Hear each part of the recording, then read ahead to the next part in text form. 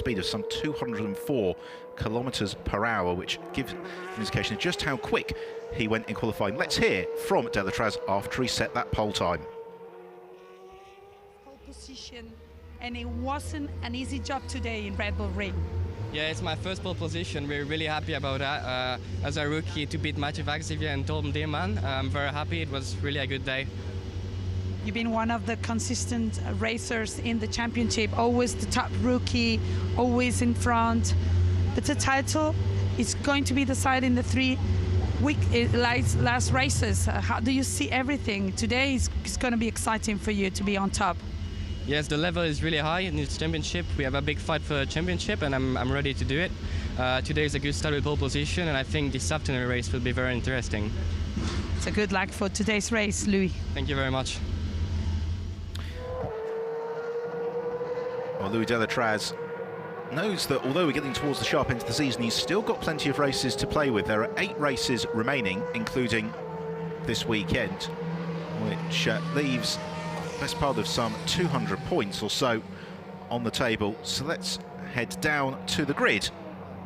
So today, in the 6th round of the Formula V8, we are Amato Ferrari, team principal for S&P Racing. Welcome to our grid interview, Amato. Thank you, and we are happy to be here in the first row. We started in the beginning of the year with S&P, and race by race we grow up in performance, and now we are ready to try to have the best result at the end of this race.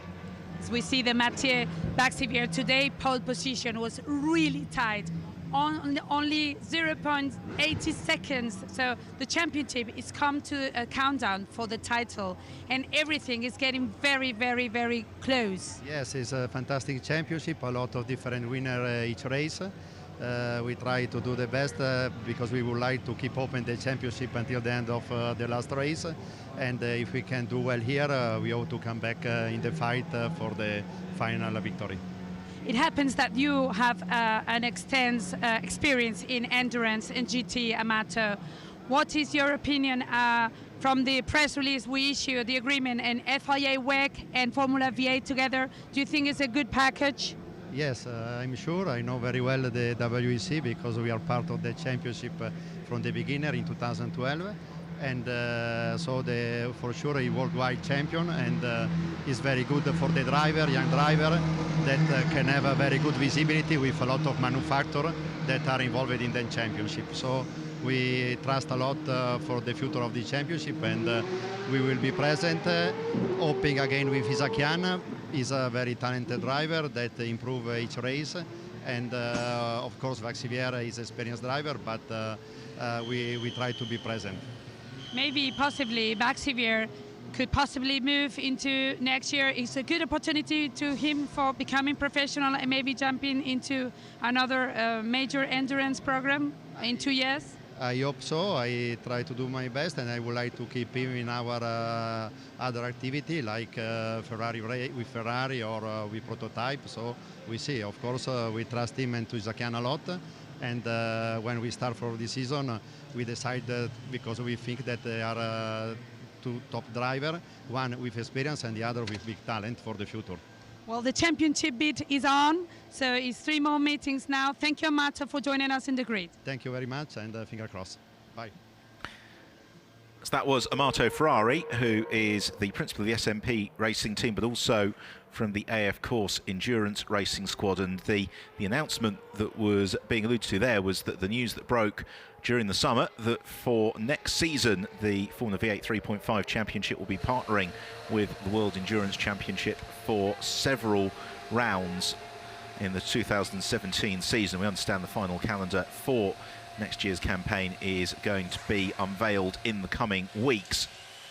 So very exciting news there for the Formula V8 3.5 series. Looking to the future for the teams, looking to the immediate future for the drivers on the grid, because we're just a few moments away from the start. There is the championship leader, Tom Dillman, 3rd on the grid in the AVF car. Dillman vastly experienced at this level, and having been on the podium in all of the first 6 races of the year, he hasn't been on the rostrum in the past 4, so he will be looking for a good result. For Igor Yuruchov, it really has been an up and down season for the Russian driver. He's had 2 excellent victories at Spa and Le Castellet. He's also been on the podium a couple of times as well, but that has been peppered with 4 retirements. But for that, you'd have to wonder that the Arden driver might not be a little bit further up in the championship battle. An excellent 5th on the grid for Alfonso Celis in the 2nd of the AVF cars, the Mexican driver who's also been participating in a number of free practice sessions this season for the Force India Formula 1 team. Well, Yukan Amaru knows the Red Bull Ring well from his time in the Euro Formula Open Championship, and he has qualified an excellent 6th in the Teo Martin Motorsport car. 7th on the grid, and possibly hoping for a little bit more than that, is Roy Nassani in the first of the Lotus cars, the Israeli driver who was absolutely unbeatable at Silverstone at the end of July, having really seemed to have hit a sweet spot with the setup of that car, having also finished runner-up twice at Le Castellet. 8th on the grid for Vitor Baptista in the RP Motorsport car, another driver who went brilliantly here last year in the Euro Formula Open en route to claim the Euro Formula Open title, and he has stayed with the RP Motorsport team for 2016 and stepped into the more powerful 3.5 litre cars. Well, Rene Binder, 5th in the championship, and this will be disappointing for the Austrian to have only qualified in 9th. That said, he was just over half a second adrift of pole, and I'm sure that he will be able to move up through the order. Matevos Asakian in the 2nd of the SMP racing cars. The Russian driver's had something of a fractured season so far, but this weekend represents a good chance for him to get back into the points. His grid in full then, Louis Delatraz and Mathieu Vaxivière on the front row, then Tom Dillman and Igor Yuruchov. 4 different teams represented in the first 4 places. And we've got Alfonso Celis and Yukan Amaru, clear of Roy Nassani and Vitor Baptista. And again, you get a sense from the driver flags just what a multinational championship this is. Then Rene Binder and Matevos Asakian on the 5th row from Oranian Panis in the 2nd Arden car, and Beitske Visser, 2nd Teo Martin Motorsport car, who complete the 6th row. Pietro Fittipaldi in 13th, clear of the returning Marco Bononomi, and then Giuseppe Cipriani in 15th in the Durango entry. Cars will be released onto their green flag lap in a couple of minutes' time. So just waiting for the signal to get the cars fired up. When we do get underway, it is going to be a 40-minute +1 lap race, and as ever, the first race of the weekend in this championship is not the pit stop race. The element of strategy in the pit stops comes into tomorrow's race. For today, they've got to fight it out on track, and given how closely bunched the tyres were in qualifying, we should be in for some really entertaining racing, because this is a track, if you're able to run together, you're able to get through the turbulent air of the car in front, then it is quite hard to really start to build a buffer. As the driver's taking a little bit of shade on the grid, although the ambient air temperature isn't too high, the sun has been fairly remorseless, and there hasn't really been any breeze to speak of to cool the drivers down on the grid. This, of course, a track where Formula 1 cars do compete. We also have the European Le Mans Series, International GT Open, and other top-level championships, the next rung on the ladder that visit this circuit, and as a result, it's a track the drivers want to be able to impress, and it's a track they want to be able to show that they're able to master and get to grips with. Vitor Baptista fully concentrated at the cockpit of his RP Motorsport car. So many of the drivers visualising that first lap of the race, just getting to a level of complete calm and serenity, getting ready for the start. Now, the way that this race could unfold will be quite interesting, because Mathieu Vaxivière, again on the front row of the grid, has had blinding pace in qualifying all year. Where he and the SMP racing team have struggled a little bit is with getting the setup to work over the course of the whole race. So we saw at Paul Ricard, Vaxivière was the dominant driver in qualifying. He was flying in the early stage of the race, but then as the Michelin tires went away from him, he was really struggling for pace. There'll be others like Tom Dillman who will be very consistent in terms of their pace through the race, and then I think we can expect to see the two black Lotus cars scything through the field, because certainly from free practice yesterday we know that Nissany and Binder have got the pace. It just didn't quite work out for them in qualifying this morning. The 15-second board has been shown, and the green flag about to be waved. The last opportunity now as they go off on the formation lap to get a sense of the conditions of the 4.3 kilometre Red Bull Ring. They climb steeply uphill into turn 1, Castrol edge turn, and characteristic with the first couple of corners on the track, it's a climbing entry and continuing to climb really through the corner, but critically it's the corner exit out of this first corner, because then it's the long drag sharply uphill towards turn 2 at Remus.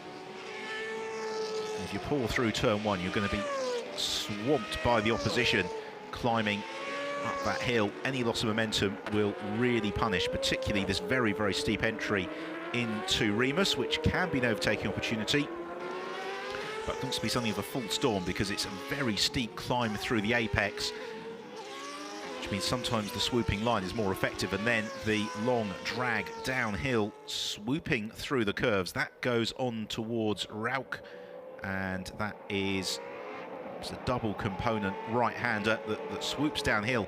Again, very tricky camber through this corner, as the camber just falls away. It pushes the cars to the edge of the circuit out towards the curbs, and you've got that gravel trap looming large to catch the unwary, and then swinging into the double left-handers at Pirelli and Worth as they navigate the giant sculpture of the bull that sits between those two corners. All the while now the road falling away as they had reached the highest point on the circuit. As they swoop through Worth, it sort of becomes a quick S-bend, the left-hander immediately playing into the right-hander, and then over the brow of the hill and on towards the first of two right-handers, descending right-handers at that conclude the lap. First of all, it is Rindt, and again having to be very mindful of track limits through that corner, and then into the Red Bull Mobile turn, which is the last corner on the track, and concludes what for the Formula V8 3.5 Championship is a very quick lap, just over 65 seconds. So we could expect to see something in the region of 30 or so laps possibly over the next 40 minutes and a lap here. And because we are racing to time and not laps, if we do have the safety car making an entrance, then that will just be against the race time. We won't get any additional time credited or laps added. So the red and black car of Louis Delatraz rolls into pole position. The SMP racing car of Mathieu Vaxivière alongside. Then the bright orange car of Tom Dillman.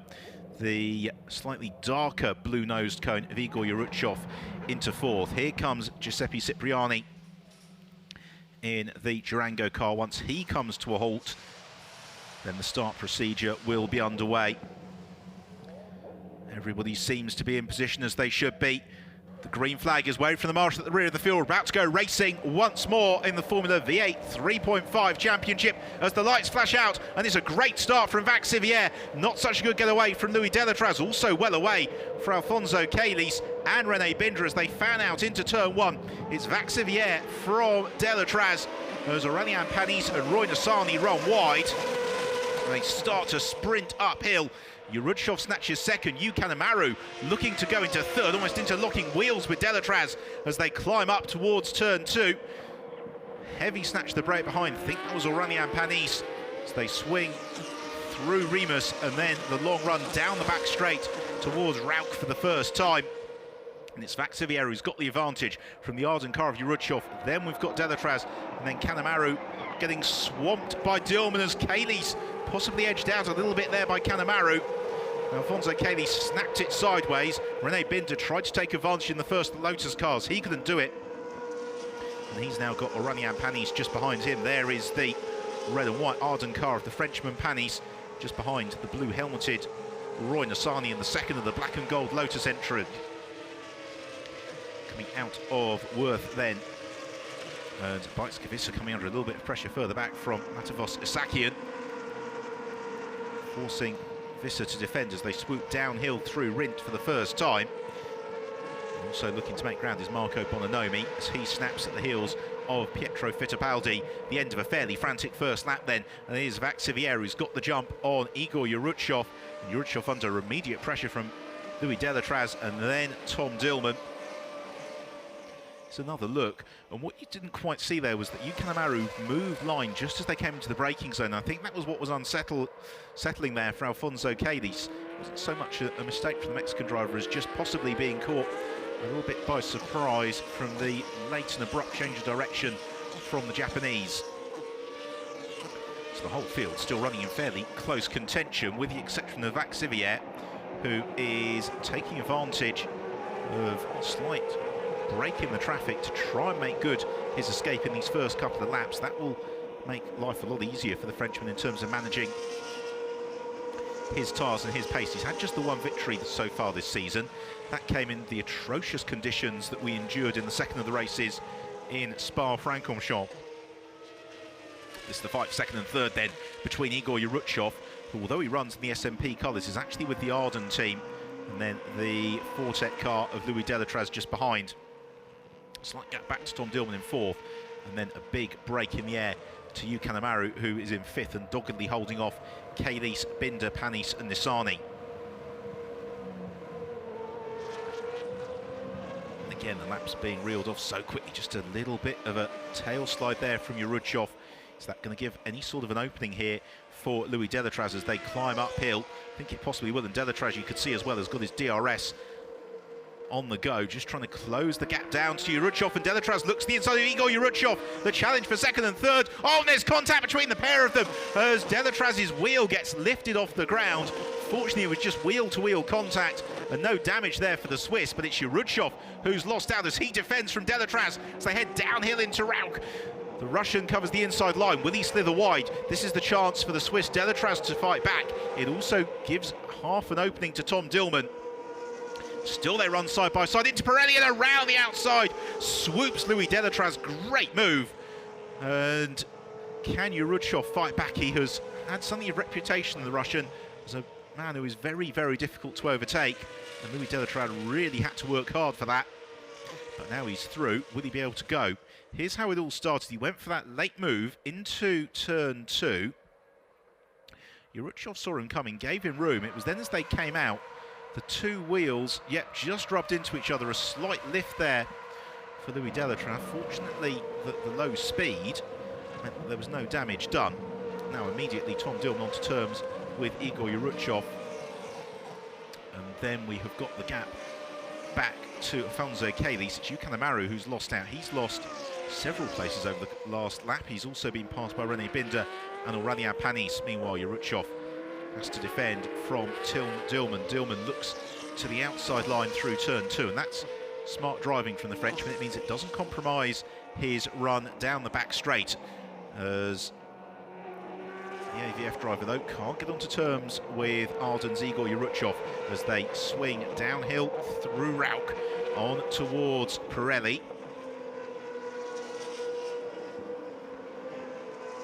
Just seesawing the wheel, possibly as he was turning across the turbulent air behind the Russian driver, as that means he has to concede a couple of tenths of a second once more.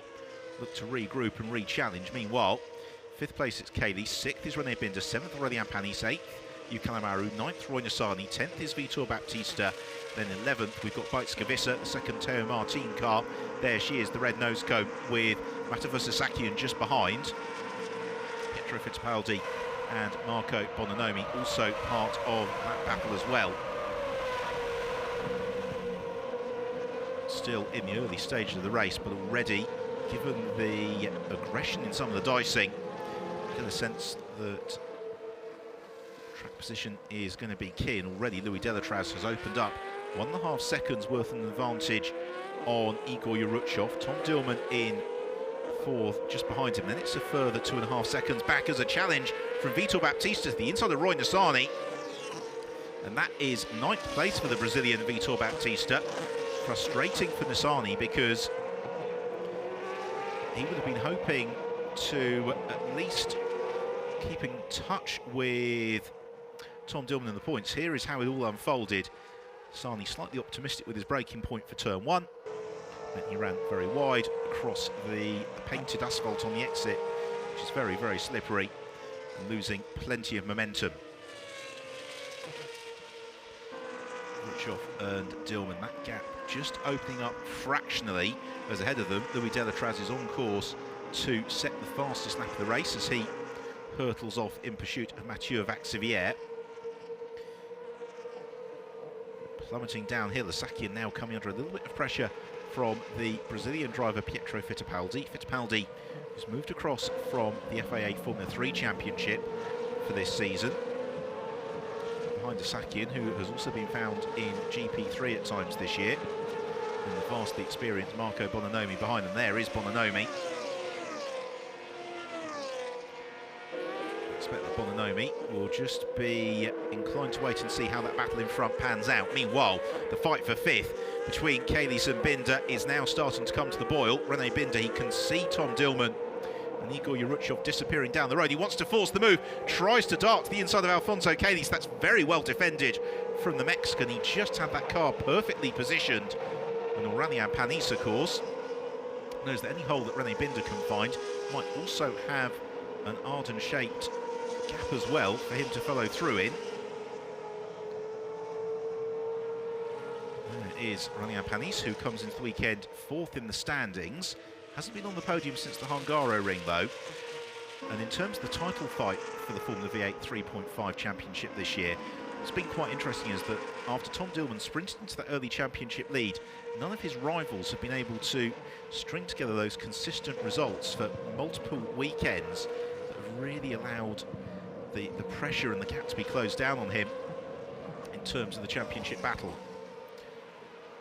Kalis right out to the curb and possibly over it on the exit of turn one, but it's not going to be enough for Rene Binder to challenge into turn two as they run steeply uphill. Is Binder going to be close enough to challenge? No, he's not. He realises he's not quite close enough, and so they swing out of Remus down the back straight.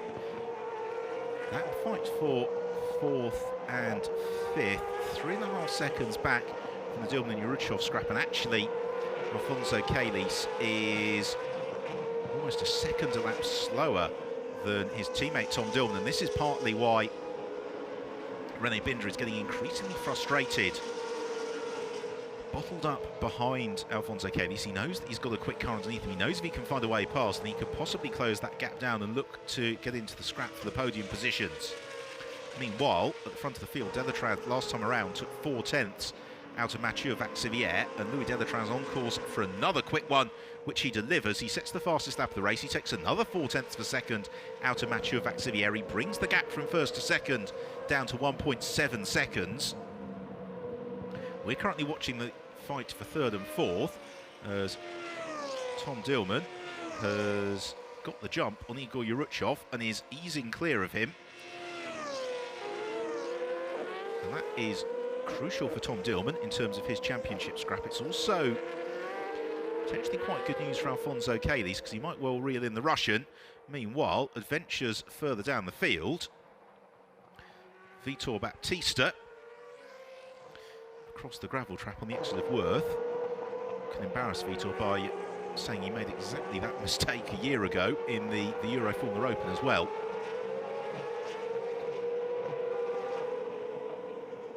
This has been a good couple of laps for Alfonso Kalis. He's just withstood the challenge from Rene Binder and now might fancy his chances at trying to reel in Igor Yurutshov. That last lap from Yurutshov, a second slower than the last one from Kalis, and that's why Yurutshov in trouble and gets passed by Alfonso Kalis, as does everybody else.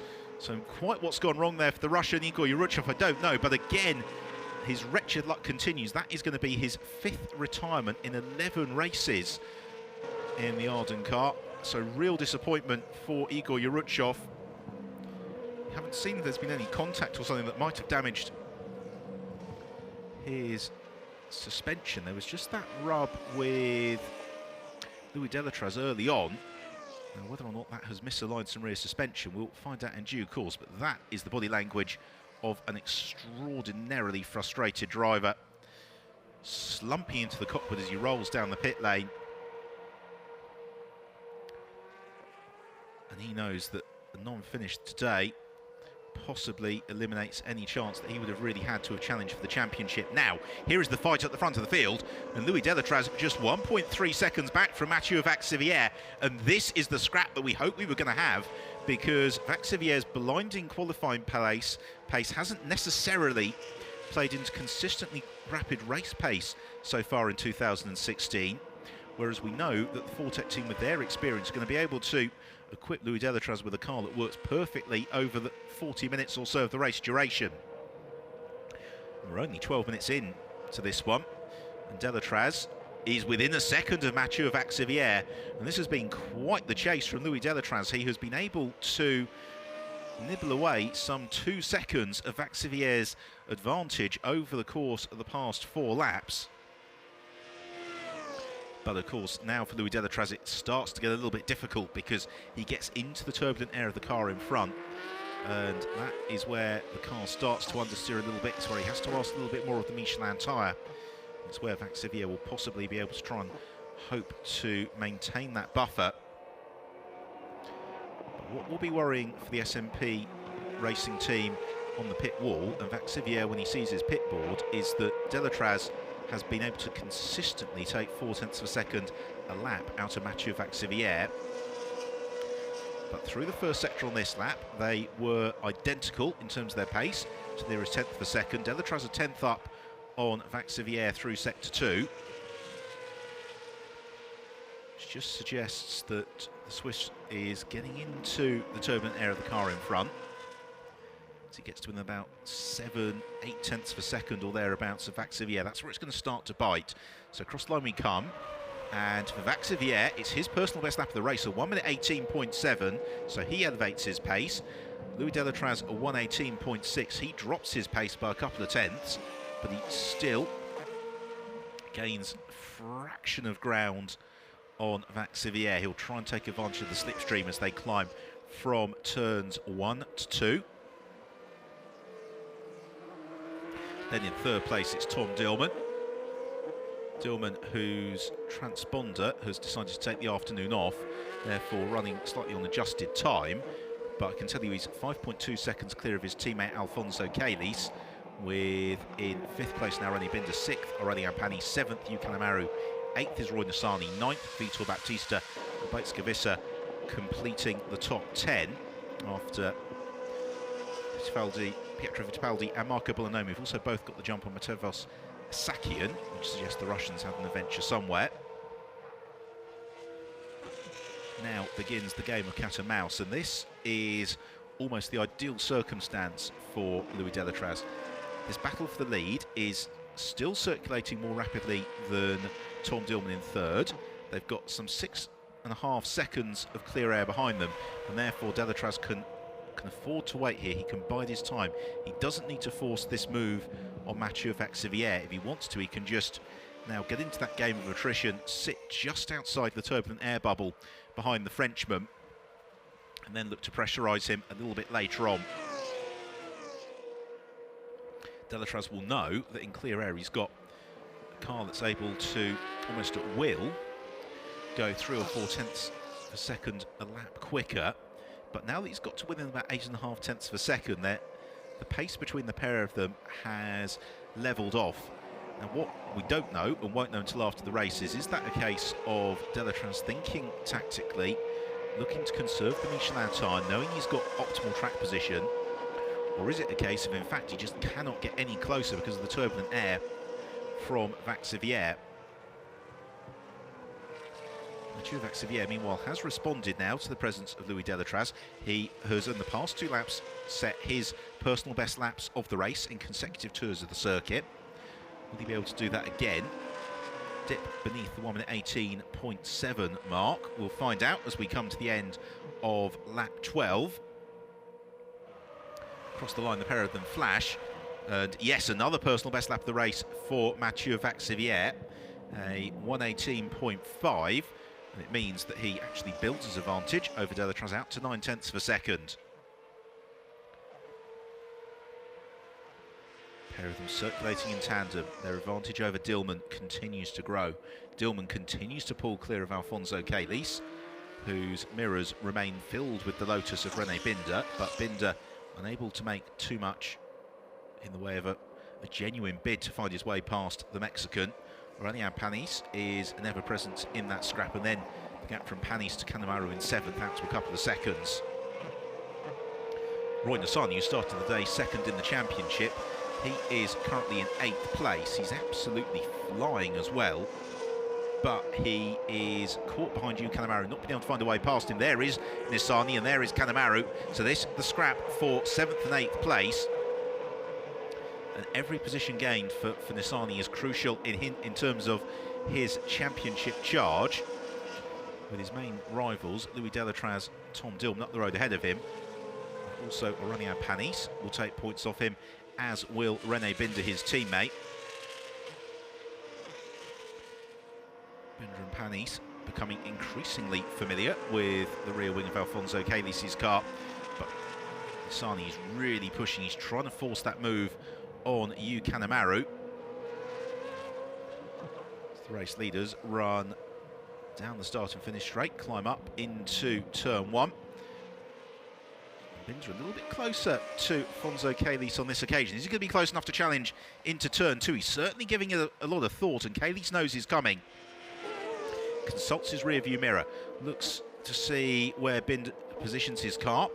For Alfonso Calis, he moves across, he covers just to the inside of the racing line. Now, as that hurt his exit, it might well have done, as Rene Binder unsurprisingly applies the DRS. This is the best chance the Austrian has had in several laps. He forces Calis to cover the inside line. Binder swoops the outside. It's the battle of the brakes. Well defended, Alfonso Calis once more, and Binder has to get out of the move, and he's not got the momentum for the switchback either. And that's been 2 occasions on that run down into Rauch, where Alfonso Calis has had his car absolutely perfectly positioned, and that Binder as well has just left himself a little bit exposed, unable to go for the switchback or to sell the dummy, and it means that he gives a glimmer of daylight to Aurelian Panis at the opportunity to try and sneak past. And of course, as they all scrap, it's giving Kanemaru and Roy Nassani the chance to close up as well onto that group of cars in front. Into the 15th lap of the race. We're approaching half race distance in this, the 11th round of the Formula V8 3.5 Championship. Thank you very much for joining us here in Austria this afternoon. Mathieu Vaxivière leads the way from Louis Delatraz. It's Tom Dillman who completes the podium. We are currently watching the fight for 4th. We were watching the fight for 4th. We're now back to the fight for the lead of the race, because Louis Delatraz has turned up the wick once more and has taken a couple of tenths of a second out of Mathieu Vaxivière. He's now within half a second or thereabouts of the Frenchman. You don't know where to look, do you? Because this has been the case so often this season. Really intriguing, competitive and close race. It's always been the case with the Formula V8 3.5 car that it's one that just seems to allow the drivers to run a little bit closer to their rivals in traffic and in turbulent air, and it always has produced some absolutely fantastic racing, whilst as well providing the sort of performance that enables the drivers to seamlessly make the step up to higher levels of single-seater competition, or indeed into international sports car and GT racing. So again, Rene Binder trying to close up onto Alfonso Calis. He will see if he can force the error from Calis through turn 1. Can't do it on that occasion, so that means that Binder, I don't think he's going to be close enough to challenge Calis into turn 2, but again, the Austrian just having a little glance into his mirrors, just wants to see where that Black Lotus is, but this time around no concern whatsoever. It means the Mexican takes precisely the racing line. Therefore, Binder's got the choice of whether or not to use the DRS to try and launch another bid as they head in towards Rauch.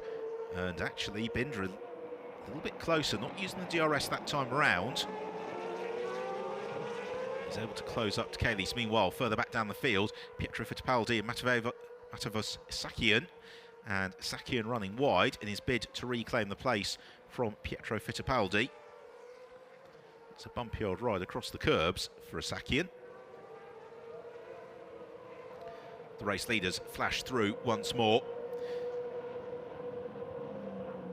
We've got 20 minutes of racing to look forward to once you factor in that additional lap when the clock ticks to 0.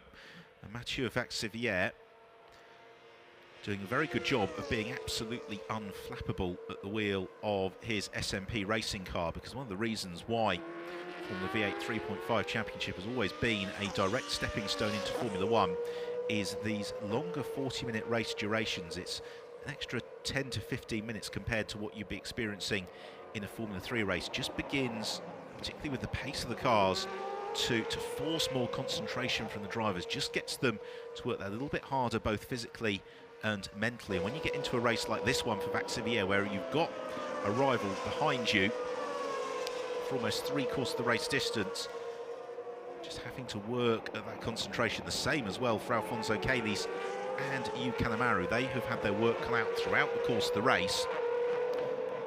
Now, Kanemaru and Nissany, as Celis and Binder battle, just close up onto the trio of cars ahead of them.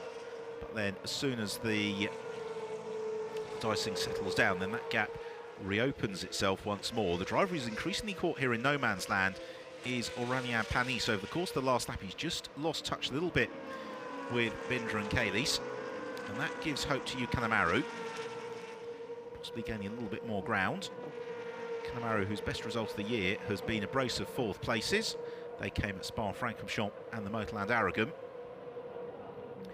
Yet to be on the podium in the Formula V8 3.5 Championship. Although a podium looking very unlikely for any of the drivers in this scrap, because Tom Dillman is now 10 seconds up the road in 3rd place. And this is precisely the frustration for René Binder. He couldn't get that track position in the frantic first couple of laps. And it means, unfortunately for him, that Dillman has been able to break clear in 3rd, with Alfonso Celis, Xavier teammate, effectively riding shotgun. Of course, for Celis, this won't quite be his best result of the year today. That was a podium in race 2 at Spa, but nonetheless, it would be a very creditable finish, and one that will see him possibly jumping one or two of his rivals in the championship.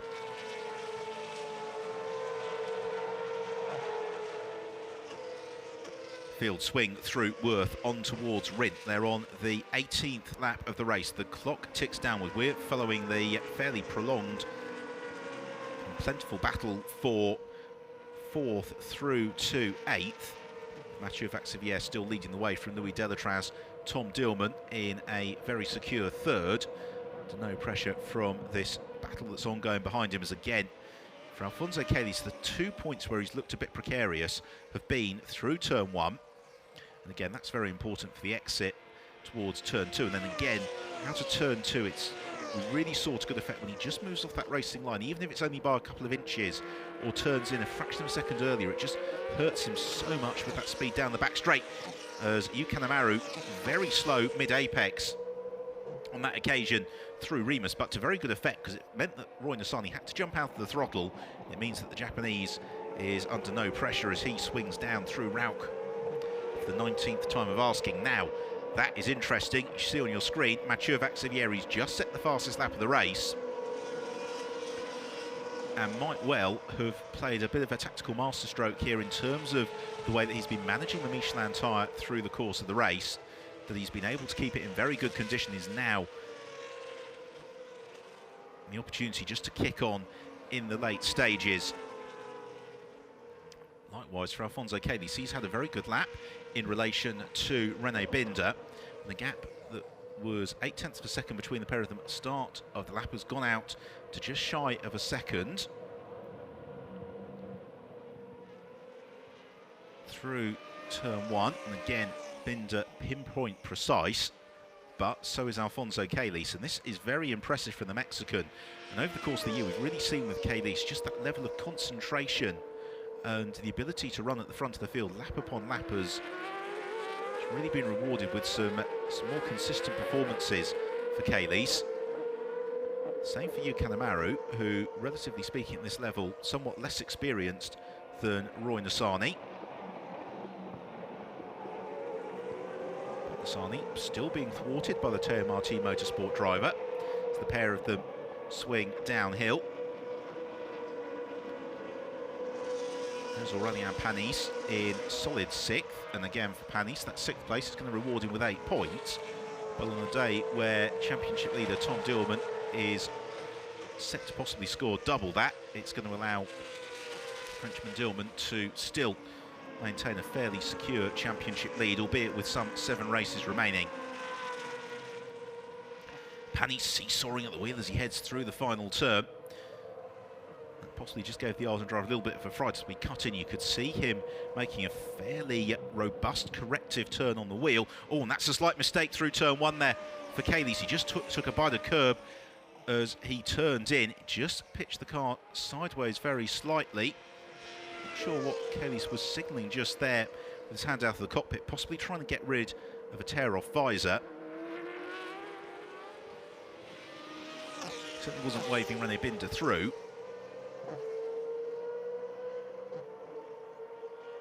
But possibly a sign as well that that concentration for Kaylees just starting to get a little bit tired behind the wheel, because it's often like taking an exam on a treadmill racing these cars. The physical effort required is absolutely immense, as is the focus, particularly here at the Red Bull Ring. When the lap is reeled off so quickly, it's almost not unlike racing on an oval circuit, in that you've got to think several corners ahead, plan your move well in advance of it actually happening, and that means that the driver's got to be in turn thinking several corners ahead of really what the car's doing. And it makes actually driving the car almost become second nature. So this is the 21st lap that has been completed. Front of the field, Louis Delatraz has just set the fast lap of the race. He's back within 0.6 of a second of Mathieu Vaxivière. The pair of them having an intriguing tussle, exchanging fastest laps. Alfonso Kaylees again allowing René to close up now. That might have cost Louis Delatraz just a little bit, as the race leaders caught Giuseppe Cipriani at a slightly awkward part of the circuit. Vaxivière didn't hesitate to jump through. Delatraz a little bit delayed, or so it seemed, but he's now right onto terms with Mathieu Vaxivière, and this is as close possibly as Delatraz has been at any stage during the race, as they come over the crest of the hill on towards Rint, as we've just got 11.25 minutes plus that lap remaining, and Delatraz now having to turn up the heat. This is the point in the race where he knows he's really going to have to push Mathieu Vaxivière to try and force that move, because any move now could well be the decisive one. The gap between the pair of them comes down once more. It is just half a second separating Mathieu Vaxivière and Louis Delatraz. Both of them in pursuit of victory. Vaxivière, it'd be his second win of the year. For Louis Delatraz, his third. Delatraz thinks about lining up the move into turn 2. Meanwhile, a problem for René Binder, and a real shame there for the Austrian at his home race. Seems to lose drive in the Lotus car, and he pulls off the road. Whatever mechanical issue has befallen him, unfortunately it's a terminal one for René Binder. And again, in the same way as with Igor Yuruchov, one that could prove to be very costly in terms of the championship battle. It's also one, however, that could prove to be very good news for Mathieu Vaxivière, because that yellow flag will possibly cover him this time around through turn 1. Vaxivière now having to ask a few more questions of his SMP racing car, because for Louis Delatraz, he's just got the perfect car underneath him, because everything he's asking of it, it seems to be delivering as he just looks to elevate the pace.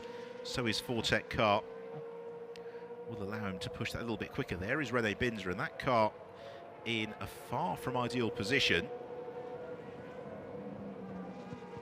Don't think it's going to provoke a safety car, but at the same time, I think the race director would be a little bit happier if it was further clear of the circuit. Now that's interesting. Delatraz not using any DRS for the climb uphill, nor, however, is Mathieu Vaxivière. They're both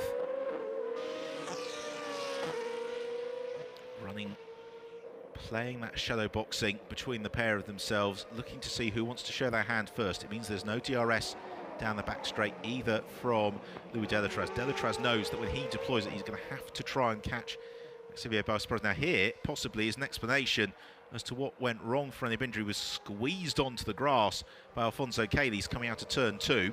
I just wonder... Oh, and the safety car is indeed out, so the safety car has come out for the recovery of René Binder's car. It appeared the Lotus car ingested a fair amount of grass and muck, and that parking place for René Binder has served to bunch the field and give us a safety car into the late stages of the race. A real pity, just as the fight for the lead was starting to crackle into life. But at the same time, a reprieve from Mathieu Vaxivière, a chance to cool the tyres down to embark on another heat cycle. There you see it for René Binder, and I think as well with the memory of the incident between Roberto Merhi and Nicholas Latifi from 12 months ago, fresh in people's minds. They'll want to have the main straight clear of any obstruction. Now, when we get to the restart, this could be quite interesting because the car of Giuseppe Cipriani had just been lapped by the leading duo, but not by anybody else. There is Tom Dillman in third. Now, whether or not Cipriani will elect to voluntarily drop himself to the tail of the queue remains to be seen, and wave through his rivals, or whether or not he's actually going to try and gain a lap back as well with the safety car on track and use that as the way to join the train. We will find out in due course. There are the marshals getting to work, clearing the car of René Binder away. The good news for René Binder, if you're new to the Formula V8 3.5 Championship, is that unlike GP2, the grid for race 2 isn't set from a single qualifying session or the outcome of today's race. They'll have a fresh qualifying session tomorrow morning, and that will in turn set the grid for tomorrow afternoon's race. And so, although today has been fairly disastrous for René Binder, he'll be back out qualifying at 8:30 tomorrow morning in advance of the race that has the green flag lap tomorrow, 12:20 Central European time. And if you're watching in the United Kingdom, obviously that means the race gets underway at about 11:20 tomorrow morning. So yes, Giuseppe Cipriani has waved himself through to credit himself with a lap. So that is smart driving from Cipriani, because, well, firstly it means that he's going to finish on the lead lap, but secondly it means that he's not going to be an obstruction when we do get underway, and I think we should be heading into our final lap behind the safety car here. Safety car bringing them round in a time of 2 minutes on the last lap. So when we do get going, it's going to be about 4 minutes plus a lap left on the clock. And I think that's going to give us time for 4 more laps of racing. So who could gain from this? Well, Roy Nissany will be somebody who'll be hoping to gain a lot of ground. Aurélien Panis likewise to try and jump a couple of places. Louis Delatraz will be seeing if he can catch Mathieu Vaxivière unawares, and also for Tom Dillman, though he's not quite had the pace to challenge the leading duo. If they get tangled up, then that could play nicely into his hands.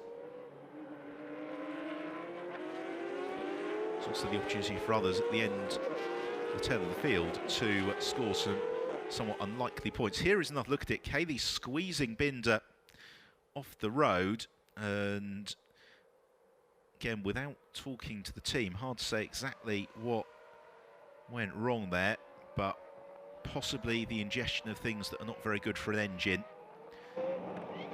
Away, the Austrian driver has proved that 1, these cars don't make very good lawnmowers, and that 2, he is unfortunately out of the race. It's his first retirement of the season,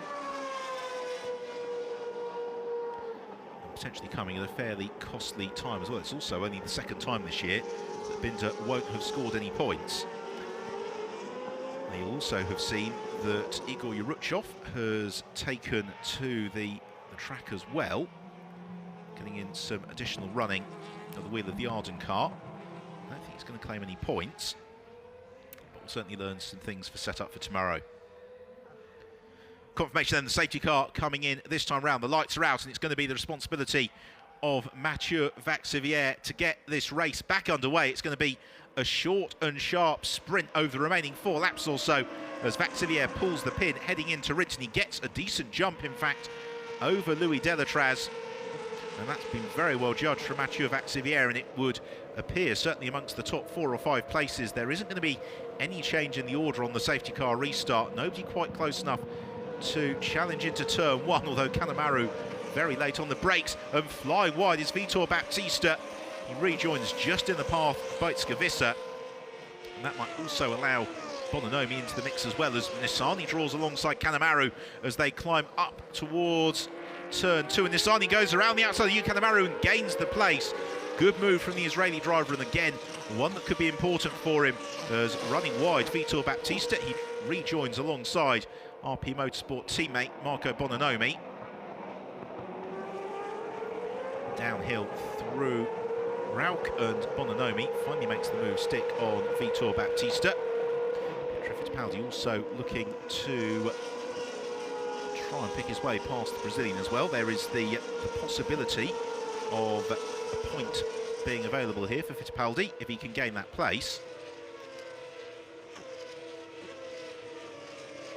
It's already Bikes under pressure from Marco Bononomi.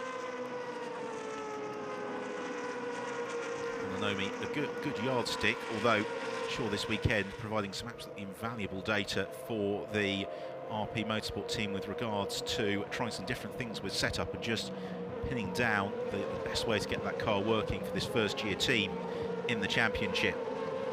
So 2.5 minutes plus a lap remaining. Vos Sakian also applying the pressure to Pietro Fittipaldi. Quite a few squabbles now over the final couple of points playing places. There is the second SMP racing car at the back of your picture. The blue nose cone, he forces Fittipaldi to defend to the inside line. Sakian might just do this as he looks to the outside of the Fortec runner. Who can get the momentum as they come over the tabletop? It is just Fittipaldi with his nose in front, but the Sakian has got a lot of momentum. But it looks as if he does have to just draw in behind Fittipaldi. Meanwhile, Nissani and Panis, they are fighting over 5th and 6th place, and Roy Nissani trying to get any points that he can away from Aranian Panis, minimise the damage on the ground he's going to give away to Louis Delatraz and Tom Dillman in this race. This will be the first time in 5 races that Roy Nissani is not going to finish on the podium, unless there are some very spectacular and unfortunate events in the final 3 laps or so of the race. Vaxivier has absolutely pulled the pin and has just set the fast lap of the race, a 1 minute 17.999 for Mathieu Vaxivier as he rebuilds his buffer over Louis Delatraz out to just under a second. And what has Delatraz got by way of response? The answer is possibly not enough, and even if he can, whether or not he's actually going to be able to find a way past the Frenchman as well as catching him remains to be seen. Tussles a little bit lower down the order, momentarily seem to have had at least a ceasefire declared on them. Fight for 4th, it's pretty much as it was. Kaylee's now under pressure from Panis, and then Nissani. Vissa's got Bononomi tucked up behind her. But for Batesca-Vissa, this would be one of her better results of the season. Her best has been a brace of 7th places. Currently on course for an 8th place finish. Now is Vaxivier going to creep across the line to give us 2 more laps, or are we going to kick into the final lap of the race? I think we are going to have time for 2 more laps, which is good news for us, maybe slightly less good news for the SMP racing team, because, yep, through goes Vaxivier with 7 seconds left on the clock. Louis Delatraz now sets the fastest lap of the race, but he was only 0.02 of a second quicker than Mathieu Vaxivier. Both drivers now really stepping up their game late on, taking advantage of the low fuel loads, taking advantage of having had a couple of laps to just cool down the Michelin tyre. Means they can ask a little bit more of it as they go into another heat cycle. And that's going to play nicely into the hands of Mathieu Vaxivier. Now, does either driver have much in the way of DRS left available to them? Well, in the case of Louis Delatraz, if he did, you'd have thought he'd have used it then, because first point of business for him is to get right up underneath the rear wing of Mathieu Vaxivier. Then he needs to try and find a way past. And at the moment, he's not going to be close enough even to launch a challenge to Vaxivier, who has only got the best part of 5.5 kilometres ahead of him, as they swing out of Worth over the crest of the hill and down into Rint and on towards Red Bull Mobile. Vaxivier just runs out over the curb. He heads into the final lap of the race. and his lead over Louis Delatraz is down to 0.7 of a second, but that's not going to be enough, is it, for Delatraz, unless he has got something that he can really draw on over this last lap of the race. They both run out to the curb. There is Amato Ferrari. We heard from him on the grid, looking anxious. Both drivers using their DRS. You can see the gap in that rear wing being closed, so they saved it until this last lap. But essentially what that means is that the effect balances itself out. Vaxivière able to preserve that advantage over Louis Delatraz down the back straight, and this time around it's Vaxivière who can use his DRS. I think Delatraz is all done, so now it's just a swoop downhill for Mathieu Vaxivière. This has been a beautifully judged drive from the Frenchman. The safety car possibly came at just about the ideal moment for him, just as Delatraz was lining up a move, but nonetheless Vaxivière, as he did in Spa, has responded beautifully to a late safety car. He's now just a couple of corners from home, and this is going to have been a lights to flag win for Mathieu Vaxivière as he swings down through Rindt for the final time. Just the last corners to negotiate, and Vaxivière does it with aplomb. He picks up the throttle now, the checkered flag goes out, and Mathieu Vaxivière wins the 11th round of the Formula V8 3.5 Championship to the delight of the SMP Racing team. Second place goes through Delatraz. Tom Dillman completes the podium. Alfonso Calice in fourth from Aurélien Panis and Roy Nassani. Then Yu Kanemaru in seventh from Bajtskevisa, Marco Bononomi and Vitor Baptista, who complete the top 10. Well, the conjecture going into the race was, has Mathieu Vaxivière and the SMP team cracked that whole race setup?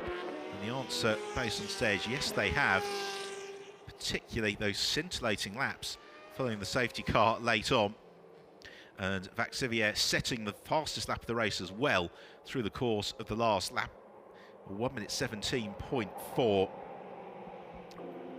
Let's have a look then at the final classification. So Vaxivière takes the win from Louis Delatraz and Tom Dillman. Great day for the AVF team with third and fourth. Super drive from Calice under sustained pressure. Fifth goes to Aurélien Panis from Roy Nassani, Yu Kanemaru, Bajtskevisa. Bononomi in the points on his return to the championship ahead of RP Motorsport teammate Vitor Baptista.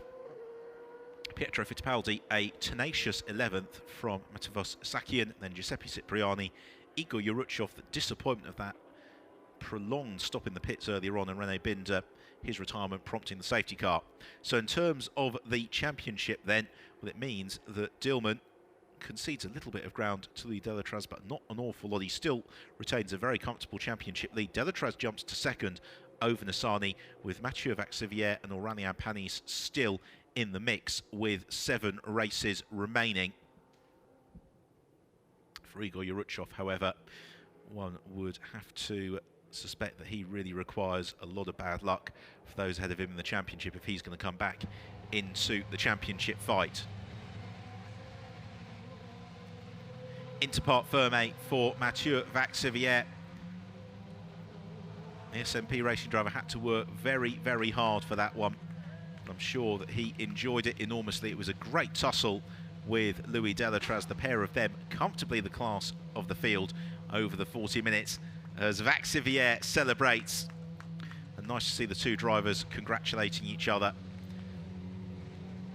What racing at this level should all be about: close and clean, very, very competitive. For Tom Dillman, that's his first trip to the podium since Spa all the way back in May. It means that the AVF driver is once more back at the very sharp end of the field. It means that he is in the process of building rather than managing his championship lead once more. Big grin from Louis Delatraz.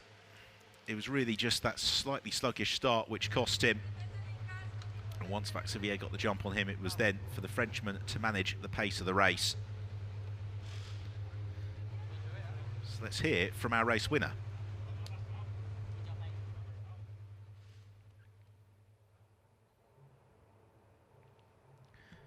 After we've had the chance to admire the super slow motion shots, the drivers at work around around the Red Bull Ring. You can really get a sense there of the buffeting that they take. Very stiffly strung cars running over the curbs. Not that that will matter now for our race winner, Vaxivière. Mathieu Vaxivière, what a fantastic win, what a fantastic start today in the Red Bull Ring. Yeah, finally we put it together, everything. We managed to solve the problem on the clutch and on the degradation that I have since the beginning of the year. What I can say, I'm really happy. We need to be focused more on quali now. And I think the pace was good during the race. I keep some JRS to make the best time at the last lap, but I think we need all to improve again, and we can do a massive job. But thanks to the team, and yeah, we are back. So I hope so. So we will see. We are focused for tomorrow. You came fourth today with this fantastic point that you achieved today in Austria. And the title bid is in, so everything is very close. You did the fastest lap. Tomorrow is a new page, but everything's come closer. Yeah, to be honest, I'm not really looking the championship. Since the beginning of the year, we are still improving the car. So yeah, we finally get a victory on dry, and on the regularity it was fine. So yeah, I'm really happy, and we are already focused on tomorrow. Congratulations.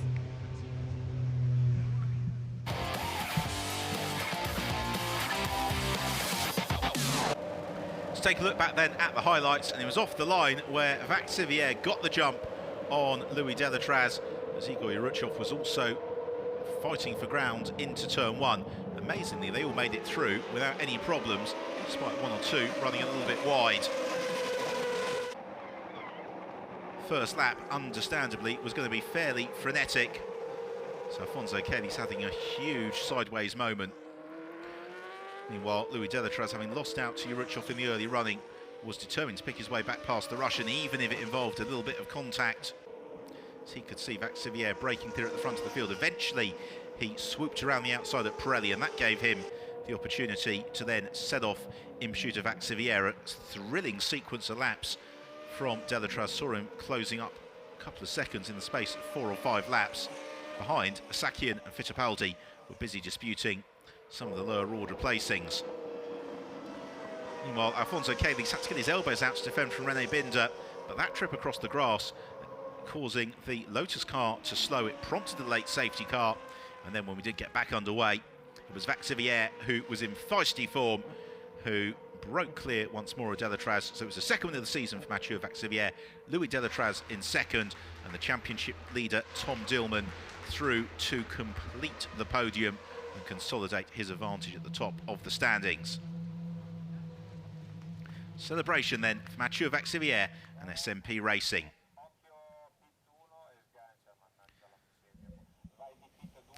So we have the bull overlooking the Red Bull Ring as the SMP Racing team digest and dissect what has been an enjoyable afternoon, at least for half of the team. Matavos Asakian, it's been a little bit more challenging, finishing in 12th position. The drivers should be out onto the podium fairly quickly. Louis Delatraz alongside that second place. He also was the top rookie with on to the rostrum in third place for Tom Dillman. Second place to Louis Delatraz, and Mathieu Vaxivière completing the somewhat francophone rostrum for this 11th round of the season. Of course, they have still got to do all over again tomorrow, qualifying and another race to look forward to.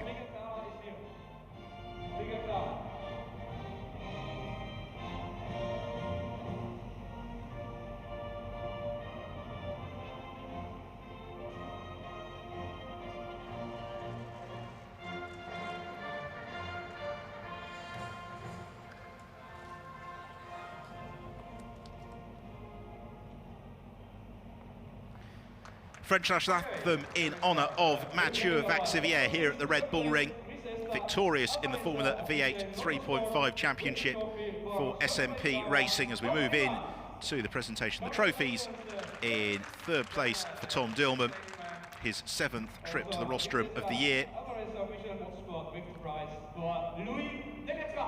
Louis Delatraz, it's actually his first second-place finish of the year. He's had a brace of the thirds and 2 victories. The great Jim Clark, seldom seen in second place, is Louis Delatraz with our race winner, Mathieu Vaxivière. He is presented with the trophy by Jaime Alguersuari.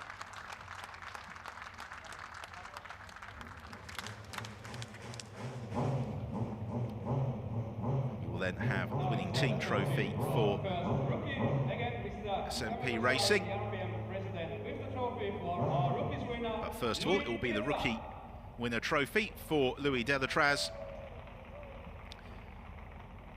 He probably needs to build a new wing for his house. The number of those that he's been picking up this year, Louis Delatraz, he has been the star rookie of the 2016 Formula V8 3.5 Championship. And on to the winning team trophy for SMP Racing. New team to the championship, of course, for this year. And this is their first dry weather win. Their previous triumph coming in the atrociously wet weather in Spa-Francorchamps back in May.